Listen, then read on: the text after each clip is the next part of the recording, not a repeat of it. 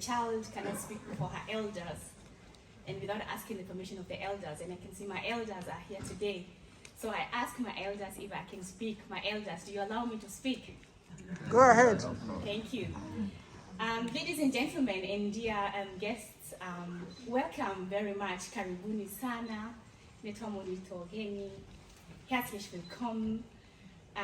Thank you all for honoring our invitation today and also for showing up. My name is Rahab Nderi. I am a historian and a community activist, and I currently work at the University of Koln as a consultant of anti-racism and anti-discrimination at the Fagat Gender and Diversity Management. And before we start our program today, please do allow me to acknowledge that we do not stand alone. Rather, we stand on the shoulders of those who have come before us, those who have set the blueprint for us, with all whose names we know and whose names we don't know and might never know. And today I want to remember Ike Hegel Marshall, an Afro-German feminist pioneer who passed away a few days ago.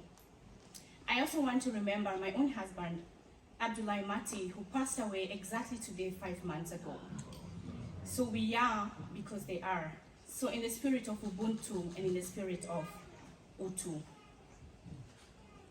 I also want to thank everybody who was involved in the preparation of today's event and who always work at the background behind the scenes to make this event possible. And so I want to say, we see you and we thank you.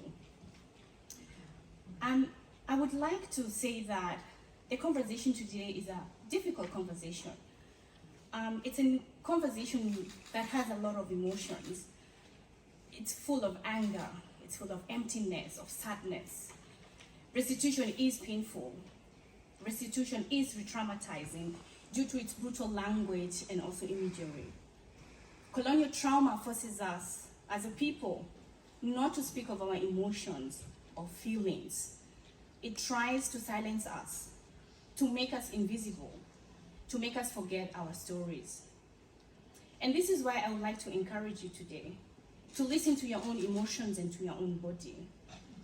And if at a certain time during our conversation, you do feel that this is too much, you do have the agency to leave the room to sort of gain energy after. We want to create a space where we can talk with each other about how we feel and how this narrative affects and continues to affect us. To be able to speak and express our feelings is a form of agency and of empowerment. It's a form of healing, a way of reconnecting with our ancestors. So today I have the honor and privilege to facilitate this session today. And we will begin our program today by having a video that has been sent 20 minutes ago by His Royal Highness Prince Aghatise, I hope I pronounced that properly. Aghatise, the brother of the Oba of Benin. The video message is 11 minutes, but we think it's very important that we listen to it because this is a direct connection from us here in the diaspora and those that we are going to speak about today. So we will watch the video and then we continue with our program. Thank you.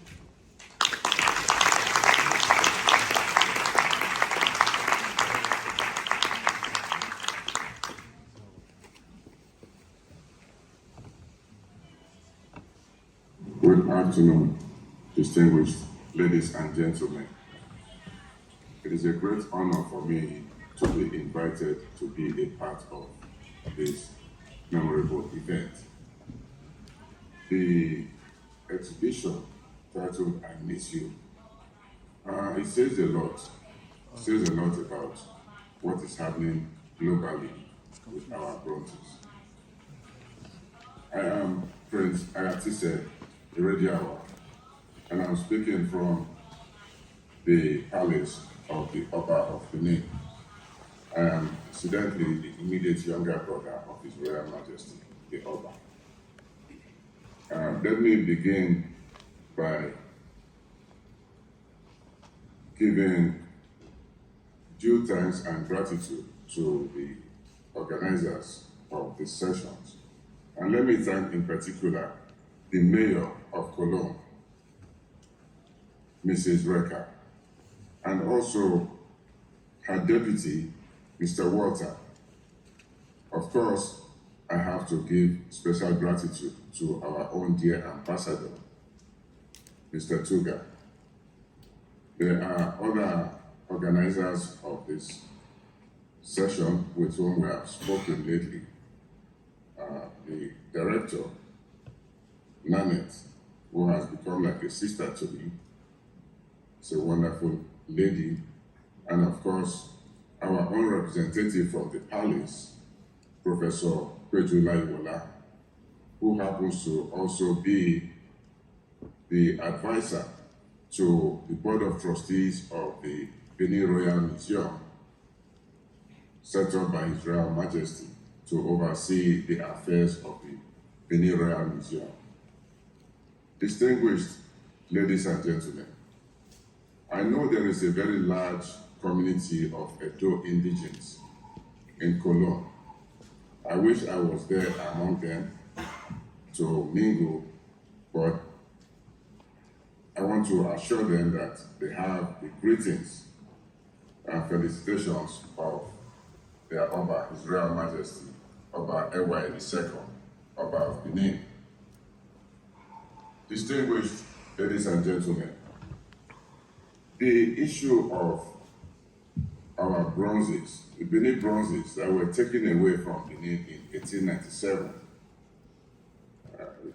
it is considered an issue of art to many people around the globe. To us in Benin, it is not an issue of art. It is not a question of art. This is a matter that goes to the spirituality of the Benin person. This is a matter that has such religious significance that it is as if a part of you has been missing for centuries. Distinguished ladies and gentlemen, participants, let me say unequivocally, our perception and our take on our religious being discussed and interpreted outside of Benin by non-Benins, by Europeans, from their own perspective. I will find a bit odd. It has been like that for us. Over the years, the history of Benin is translated from a different viewpoint. In many cases, we have never really been approached to tell this story from our own perspective. Many books have been written, many articles have been written, and they give a different viewpoint. They are considered writings on art. Our bronzes are not mere artworks. Recently, some bronzes were returned from England, Scotland, and what was underpinning the discussion then was that there is a moral wrong to take these artworks, hold on to them, and interpret them as mere artworks. They are artistic, yes, but they were made for the Oba of Benin, and these things resided in the palace of the Oba of Benin for centuries, even before they were taken away in 1897. There is very, very little question as to who owns these works. We are aware that unfortunately, some people try to hold on to the old narrative of world art and that Benin bronzes that were taken away from shrines and religious sites in the palace of the Oba of Benin cannot be considered public property. This is sacrilegious. Apart from the legal wrong of it, there is no way that stolen property become unstolen. The question of restitution being led now by Koln, by the city of Koln, is a very, very good example which other museums, we believe in Germany, should follow. This is the proper thing to do. And that is why we are so thankful to the city of Koln for setting such a good example. We know that this will foster better relations between the city of Koln, the museum, and the palace of the Oba of Benin. We don't expect otherwise. We know there are some in Germany who want to still hold on to these bronzes. They should take a cue from this. It is absolutely wrong. It is illegal. And worldwide, everybody recognizes, everybody knows that heritage art should be returned to where they were taken from. Just recently, the Smithsonian Institute in Washington wrote a letter to the Oba of Benin, recognizing the ownership of the Oba of the objects in their collection, and they have given a pledge to return these objects through the federal government, with whom the Palace of the Oba of Benin has an understanding. There is no reason for anybody to continue, under one guise or the other, to hold on to religious objects of which they don't understand. They don't even know the meanings of these objects. A famous Nigerian writer gave an example when she spoke to the Humboldt Forum, and she made it very clear. Some of these things have significance which you can never understand.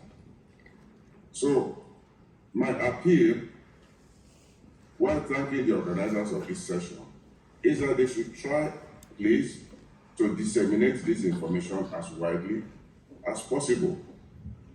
Objects that were removed from Benin should be returned to the Palace of the Oba of Benin and nowhere else. And any arrangement, any discussion at all concerning these objects should be with the Palace of the Oba of Benin, perhaps through the federal government. And that is the only way, that is the only thing that the Oba of Benin recognizes. There is no third party in these matters. I am very happy, like I said earlier on. This session, I hope, will throw more light on the issue of restitution. We are very, very grateful to the museum. We are grateful to the city of Koln. We never knew until recently that Koln had 96 objects, even though some of them date as far back as the 1500s. But you see, this is the issue of righting what is wrong. And that is why Koln, we are very, very grateful. And we thank the mayor, we thank the deputy mayor who are taking this decision on restitution and the proper path. And like I said again before, we hope that others will take a cue from this and do the right thing. Thank you very much for the opportunity given to me to communicate to this gathering. I wish I was there. Perhaps the next opportunity will afford me a chance to meet everybody personally and to interact and to rub minds even better. I, of course, got the clearance and the permission of His Royal Majesty, the Oba of Benin, to interact with you now. And we hope we'll get a report of the session, which also we'll share with His Royal Majesty. But I assure you that the Oba is very happy with what the city of Koln is doing. The Oba is happy with what the mayor is doing and the deputy mayor. And of course, the ambassador, Tuga, who is representing the Federal Republic of Nigeria, also is aware of the position of the federal government and the position of the president of Nigeria on the return of heritage art. There was a clear statement issued by the president himself. And we know Ambassador Tuga is a party to this, So we are very, very grateful, and we are happy, and we wish you very, very fruitful and a productive session. On behalf of the Royal Palace of Benin, His Royal Majesty, Oba Iwai II, the Oba of Benin, allow me to say again a very, very big thank you to everybody.